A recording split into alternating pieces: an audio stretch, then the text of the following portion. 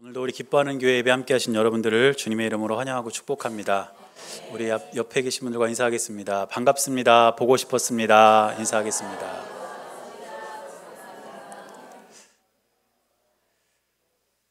네, 여러분 추석 명절 잘 보내셨나요?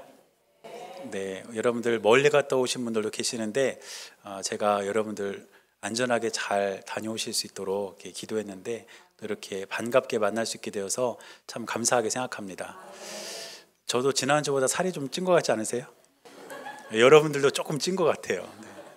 네, 맛있는 음식도 많이 드시고 또 가족들과 좋은 시간도 보내셨을 텐데 그러한 주님께서 주시는 큰 기쁨과 즐거움이 여러분들의 삶 가운데 늘 함께 하시기를 주님의 이름으로 간절히 축원합니다. 오늘 우리가 함께 읽은 본문 말씀을 보면 이 지리적 배경이 되는 곳이 어디냐면 빌립보 가이사랴라는 지역입니다. 그런데 이 빌립보 가이사랴라는 이 지역의 이름이 어떻게 붙여졌냐 하면 유대 지역의 분봉왕인 헤롯 빌립이라는 사람이 지은 도시가 바로 이 빌립보 가이사랴였습니다. 당시에 로마 제국은 이스라엘을 포함해서 광대한 영토를 통치하고 있었습니다. 그래서 로마의 황제가 그 모든 지역을 다 통치를 할 수 없으니까 지역을 나누어서 그 지역을 통치할 수 있는 통치권을 한 사람에게 위임을 해줍니다. 그리고 그 지역을 통치하는 사람을 뭐라고 이야기하냐면 분봉왕이다, 이렇게 우리 성경에서 기록을 하고 있습니다. 이 시대에 예수님이 살던 그 지역, 즉 유대 지역의 분봉왕이 바로 헤롯 빌립이었는데 이 헤롯 빌립이 이제 자신의 이름을 따서 빌립보 가이사랴라는 이 도시를 만들었습니다. 그런 다음에 가이사랴라는 이 말을 나중에 이제 붙이게 되는데 로마의 황제를 상징하는 가이사라는 이름을 붙여서 빌립보 가이사랴 이런 이름을 붙여서 그 도시를 만든 것입니다. 그러니까 이 빌립보 가이사랴라는 도시의 이름에는 그 지역을 통치하는 통치자 이름도 들어있고 로마의 황제 이름도 들어있는 도시가 바로 이 빌립보 가이사랴라는 도시였습니다. 그러니까 이 로마의 통치자와 또 그 지역을 다스리던 사람의 이름이 붙여질 만큼의 도시니까 이 도시는 어떤 도시겠습니까? 정말 세속적이고 또 권력지향적인 그런 도시가 바로 이 빌립보 가이사랴라는 것입니다. 그런데 이 철저하게 세속적이고 권력지향적인 이 도시 속에서 예수님은 지금 예수님에 대해서 누구라고 이야기하느냐라고 제자들에게 묻고 계신 것입니다. 많은 사람들이 세상의 재물과 권력을 따라가는 그 세상 속에서 예수님을 따라 살아가는 사람들에게 과연 예수님을 누구로 믿고 따르느냐 이렇게 묻고 계셨던 것입니다. 그런데 이 질문은 이 시대를 살아가는 저와 여러분들에게도 필요한 질문입니다. 우리가 살아가는 시대 역시 또 다른 이름의 빌립보 가이사랴입니다. 왜냐하면 이 시대는 물질 만능주의가 팽배해 있고 부와 권력이 세습되고 있으며 권력을 차지하기 위해서 끝없는 다툼이 있는 세상이 바로 오늘 우리가 살아가는 이 시대의 현실이라는 것입니다. 그런데 이런 세상을 살아가는 우리가 어쩌면 세상과 정반대의 길을 걸으신 예수님을 믿고 그 예수님을 지금 따라가고 있는데 우리가 그 예수님을 믿는 믿음을 가지고 살아가고 있다면 이 시대 속에서 그 예수님께 대한 고백이 분명해야 되지 않겠습니까? 그러므로 저와 여러분들은 우리가 믿고 따르는 예수님께 대한 분명한 고백이 있게 되시기를 간절히 바랍니다. 그저 종교적으로 관습적으로 부르는 예수님의 이름이 아니라 내가 체험하고 내가 경험하고 내가 믿는 예수님이 어떤 예수님인지를 우리가 분명하게 고백할 때에 저와 여러분들의 삶에는 그 예수님께서 주시는 은혜가 넘쳐나게 될 줄로 믿습니다. 그래서 오늘 본문을 보면 예수님과 베드로가 대화하는 이 장면을 통해서 예수님께 대한 바른 고백은 무엇이고 또 그 고백이 우리에게 주시는 은혜는 어떤 것인지를 몇 가지 살펴보며 함께 은혜를 나누고자 하는 것입니다. 첫째로는 우리가 믿는 예수님께 대한 고백은 다른 사람의 고백이 아니라 여러분 스스로의 고백이 되어야 될 줄로 믿습니다. 오늘 우리가 읽은 본문의 13절 말씀 보니까 예수님께서 제자들에게 다음과 같이 물으셨습니다. 예수께서 빌립보 가이사랴 지방에 이르러 제자들에게 물어 이르시되 사람들이 인자를 누구라 하느냐. 당시에 사람들이 예수님을 어떻게 이해하고 있는지를 물으신 것입니다. 그리고 이 물음에 대해서 이어지는 14절 말씀을 보면 제자들은 예수님께 이렇게 대답합니다. 이르되 더러는 세례 요한, 더러는 엘리야, 어떤 이는 예레미야나 선지자 중에 하나라 하나이다. 제자들의 대답은 무엇이었습니까? 사람들은 예수님을 어떻게 이해하고 또 예수님을 어떻게 바라보고 있냐면, 어떤 사람들은 예수님이 세례 요한이라고도 하고, 또 어떤 사람은 예수님이 엘리야라고도 하고, 또 누구는 예레미야라고도 하고, 그런 선지자들 중에 한 사람이다라고 예수님을 이해하고 있었던 것입니다.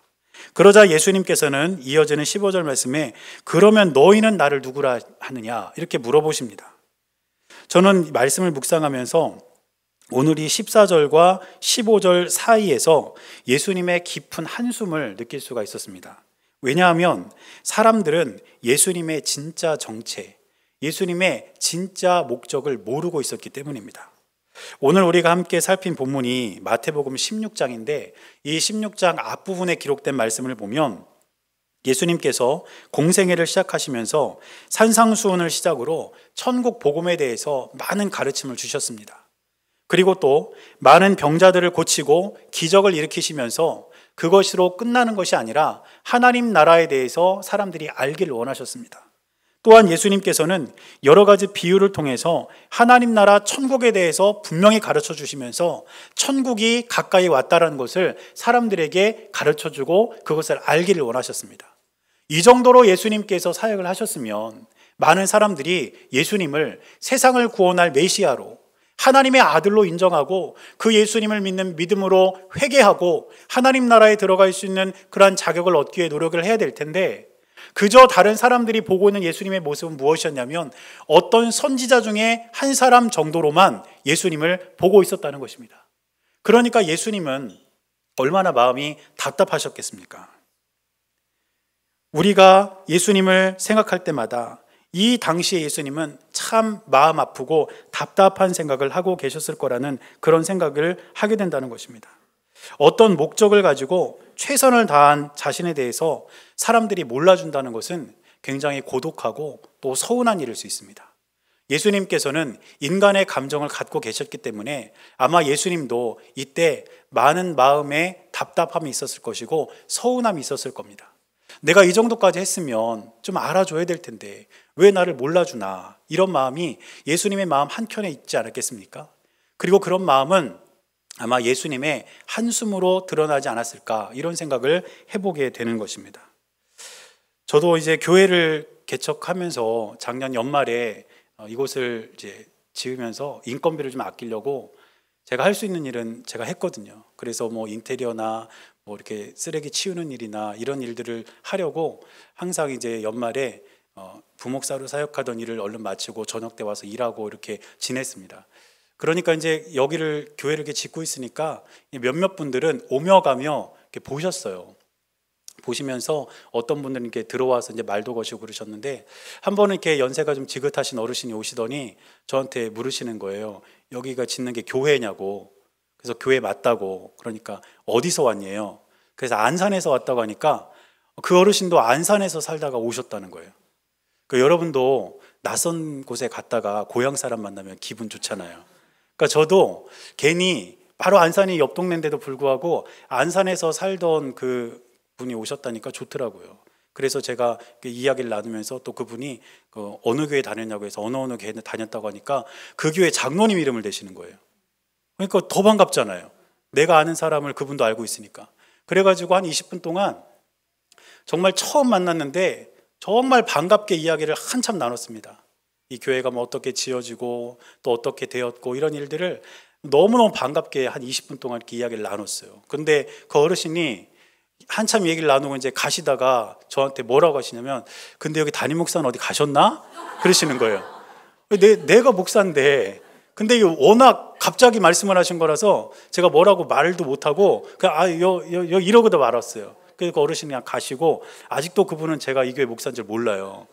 그래서 제가 가끔 저 앞에 이렇게 있다가 혹시 그 어르신 지나가시면 내가 목사라고 이렇게 얘기를 해주려고 기다리고 있는데 아직까지 안 오셔요. 그러니까는 나를 이렇게 모르는 거 아니에요, 저를. 그런데 이제 봉헌 예배를 드리고 또 이렇게 함께 모여서 예배를 드리는데 기도하시는 분들이, 또 이렇게 교회 오시는 분들이 저에게 우리 기뻐하는 게 목사님, 그러니까 제 마음이 괜히 따뜻해지더라고요. 그 어르신은 나를 몰라봤는데 우리 성도님들은 나를 그래도 교회 목사로 아시는구나, 이런 마음이 드니까 괜히 마음이 좋아지는 거 아닙니까? 그런데 오늘 본문에도 이어지는 말씀, 16절 말씀 보니까 예수님도 이 베드로의 고백을 통해서 그런 마음 따뜻함을 느끼셨을 것 같아요.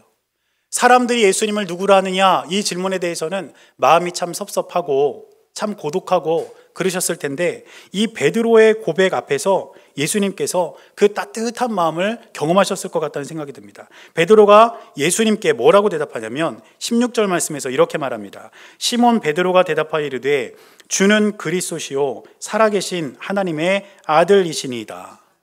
이 베드로 고백의 핵심은 무엇이냐면 일반적인 사람들이 고백하는 예수님께 대한 고백이 아니라 자기 자신이 경험하고 느끼고 바라본 예수님께 대한 신실한 고백이었다는 것입니다.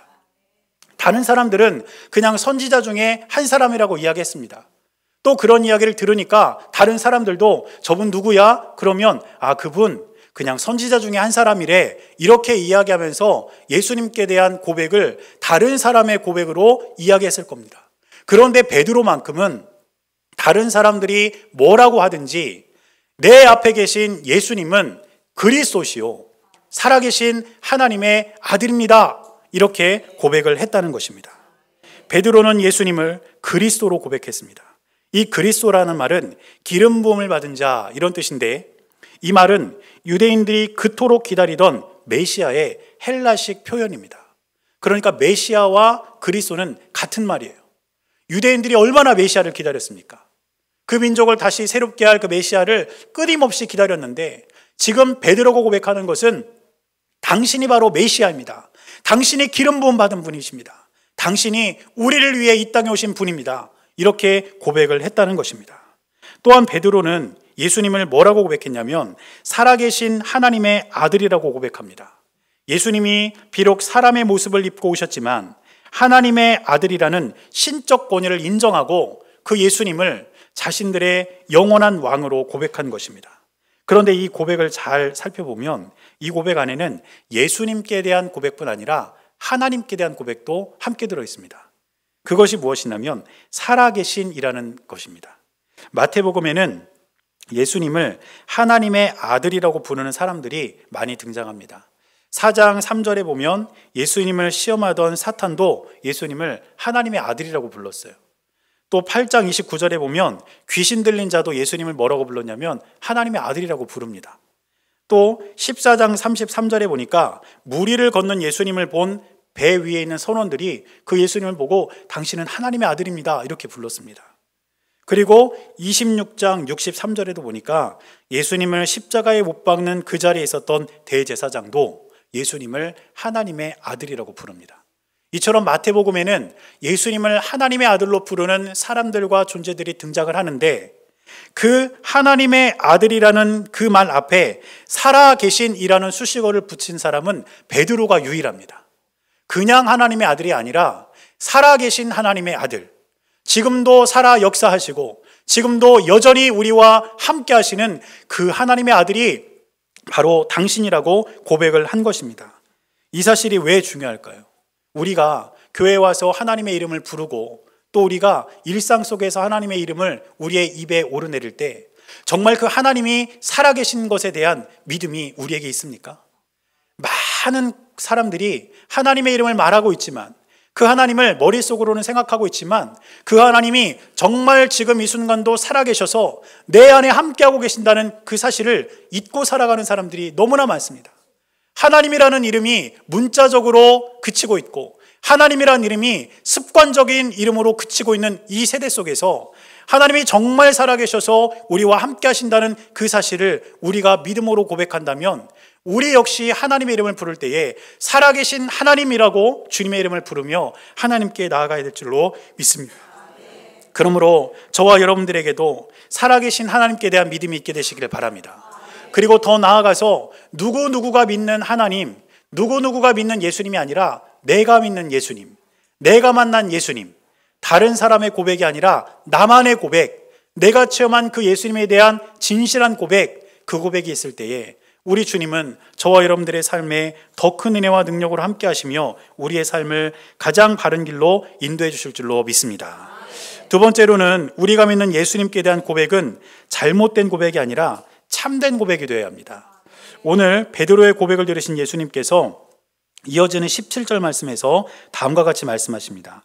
예수께서 대답하여 이르시되 바요나 시몬아 내가 복이 있도다.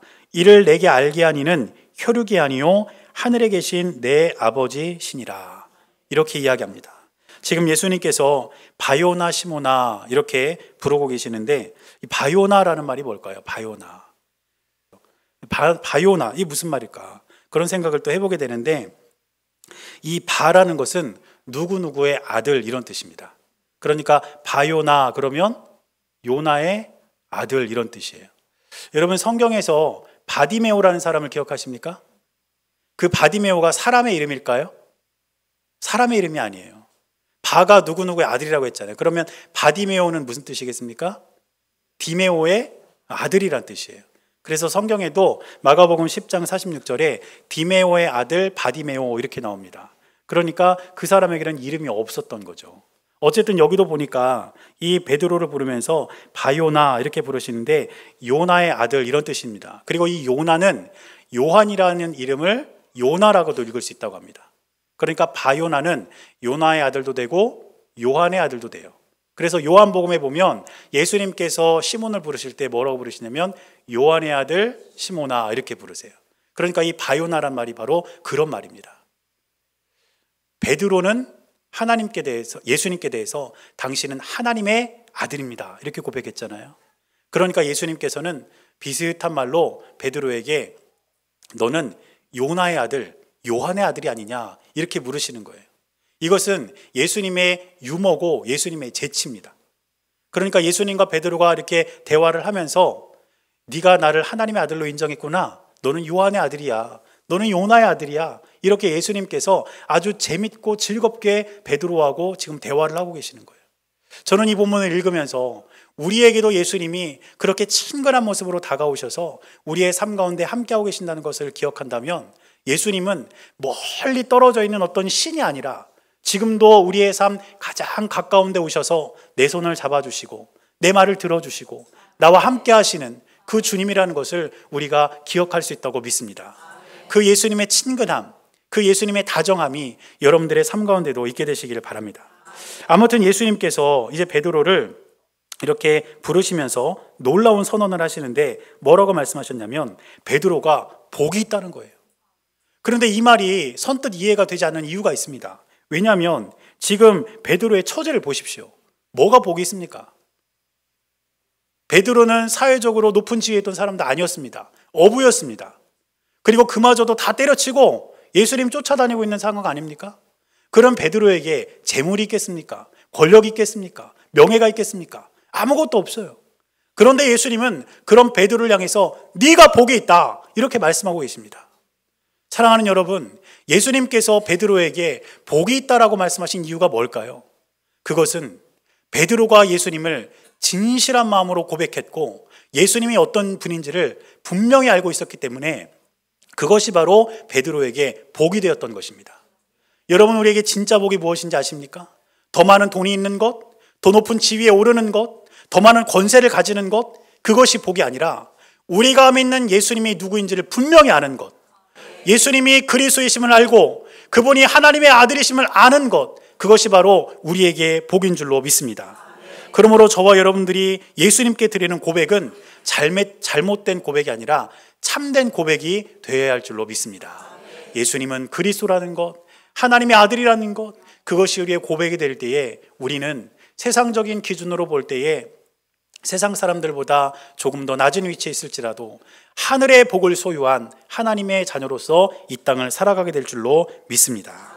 그런데 한 가지 더 살펴보면 예수님께서는 이러한 베드로의 참된 스스로의 고백 위에 교회를 세우시겠다 이렇게 선언하고 계시는 것을 볼 수가 있습니다.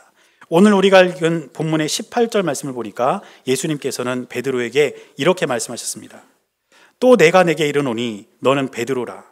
내가 이 반석 위에 내 교회를 세우리니 음부의 권세가 이기지 못하리라. 예수님께서는 베드로에게 내가 반석 위에 교회를 세울 것이다, 이렇게 선언하셨습니다. 이 부분을 해석함에 있어서 두 가지 해석이 있습니다. 하나는 베드로를 교회의 시초로 삼으시겠다라는 그런 해석입니다. 이 해석을 따르는 것이 천주교예요. 그래서 천주교에서는 베드로를 첫 번째 교황으로 여깁니다.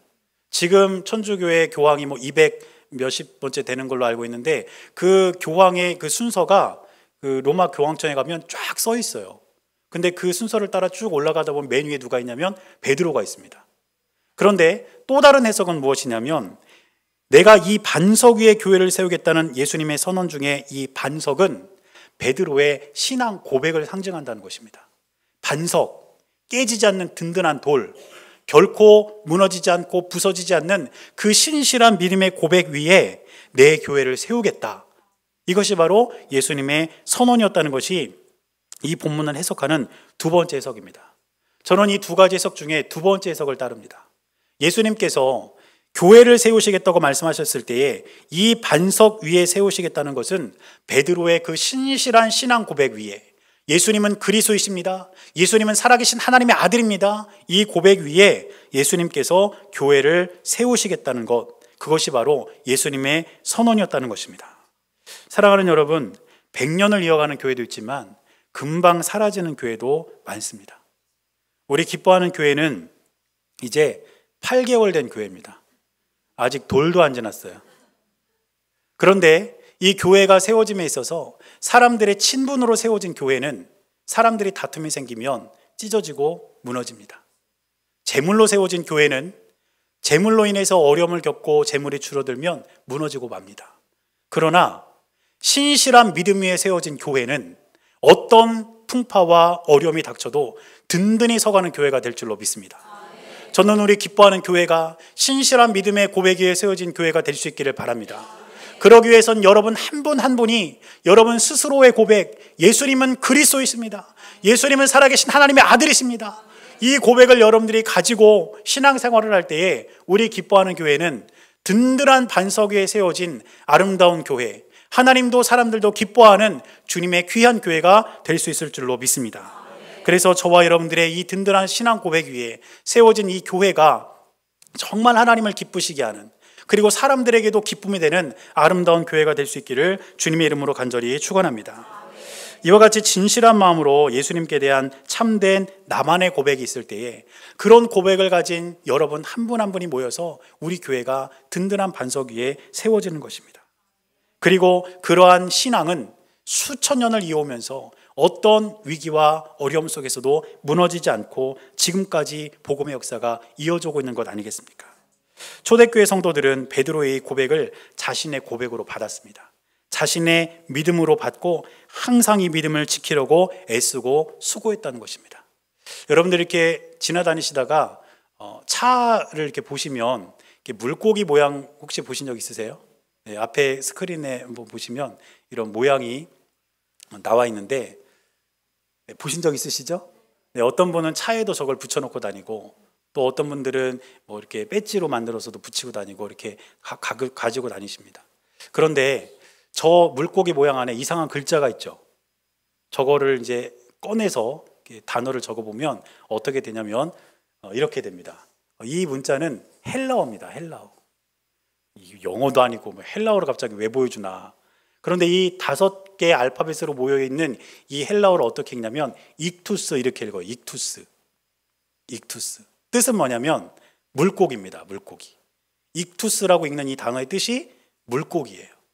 그런데 이 익투스라는 단어가 어떻게 생겼냐면 5개의 단어가 합쳐져서 생긴 겁니다. 만든 거예요. 자, 이 5개의 단어가 뭐냐면, 네, 보이시죠? 네, 이 5개의 단어가 합쳐져서 이제 익투스라는 단어를 만든 건데, 저 5개의 단어 앞에 있는 노란색으로 표시된 알파벳을 다 모아가지고 붙이면 익투스가 되는 거예요. 신기하죠? 그럼 이 5개의 단어를 어떻게 읽는가? 왼쪽부터 어떻게 읽냐면 맨 왼쪽에 있는 게 예수스 이렇게 읽습니다. 그리고 그 다음은 크리스토스, 그리고 세 번째가 테오스, 그리고 네 번째는 휘오스, 그리고 마지막 5번째는 소테르 이렇게 읽어요. 그러면 이게 무슨 뜻이냐? 예수스는 뭘까요? 예수. 크리스토스는 뭐겠습니까? 그리스도. 그 다음 테오스는 뭘까요? 하나님. 어떻게 이렇게 잘 아세요? 나와요? 네, 다 나왔네요. 네, 하나님. 그리고 그 다음 네 번째 휘오스는 아들 이런 뜻이에요. 그리고 마지막 소테르는 구원자 이런 뜻입니다.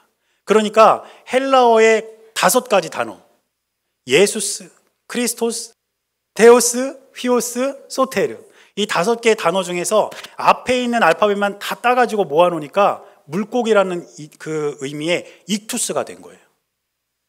그런데 이것은 초대교회 당시 성도들의 암호였습니다. 저걸 쫙 읽어보세요. 예수 그리스도, 하나님의 아들, 구원자. 그 당시에는 예수님을 믿는 사람들을 잡아다가 죽이던 시대 아닙니까? 예수님을 박해하던 시대 아닙니까? 그러니까 사람들이 예수님을 드러내놓고 믿을 수 없으니까 저 모양을 암호로 쓴 거예요.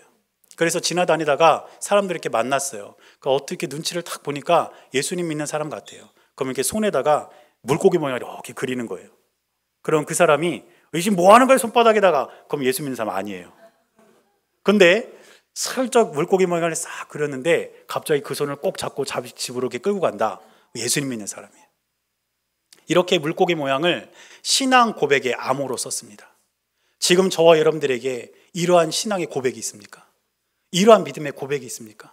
우리가 부르는 예수의 이름, 우리가 믿는 예수님은 하나님의 아들이시고 우리를 구원하신 그리스도이십니다. 그리고 그분을 믿는 믿음이 우리 가운데 있을 때에 우리는 그분을 향한 간절한 고백을 가지고 하루하루를 믿음으로 승리하게 될 줄로 믿습니다. 저와 여러분들의 삶에 그 은혜가 있어서 날마다 우리 주님을 믿음으로 바라보는 우리 모두의 삶이 되시기를 주님의 이름으로 간절히 축원합니다. 기도하겠습니다. 사랑하는 주님, 우리의 삶 가운데 신실하게 역사하셔서 지금도 함께 하시는 주님을 믿음으로 바라봅니다. 하나님, 우리가 주님의 이름을 부르며 신앙생활을 하고 있지만 우리의 고백이 다른 사람들의 고백에 그저 얹어가는 인생이고 신앙인지, 아니면 정말 나의 신실한 고백인지를 돌아보게 하시고 진실한 마음으로 예수님을 그리스도로, 하나님의 아들 구원자로 고백하며 우리의 삶 가운데 모셔드리고 살아갈 수 있는 우리 모두가 될 수 있도록 은혜를 내려 주시옵소서. 우리 주님께서 함께 하실 것을 믿으며 살아계신 예수님의 이름으로 기도드렸습니다. 아멘.